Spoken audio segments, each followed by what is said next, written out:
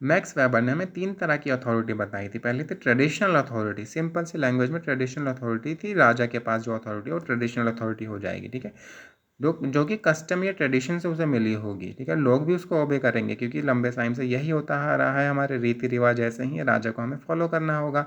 और यहाँ पर जो स्टेटस होगा वो इनहेरिटेड होगा। इनहेरिटेड मतलब कि राजा अपने बेटे को नेक्स्ट राजा चूज़ करेगा, ठीक है।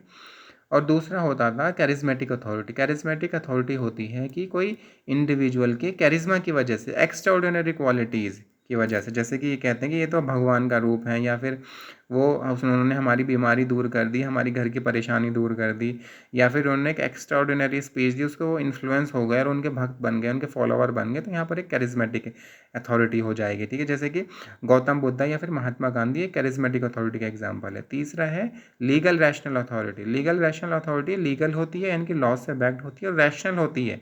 कोई आर्बिट्रेरी उसको अथॉरिटी को नहीं ले सकता है कि फिक्स रूल्स और प्रोसीजर्स होते हैं हर अथॉरिटी पे पर्सन को चूज़ करने के और अथॉरिटी को एक्सरसाइज करने के लिए, ठीक है।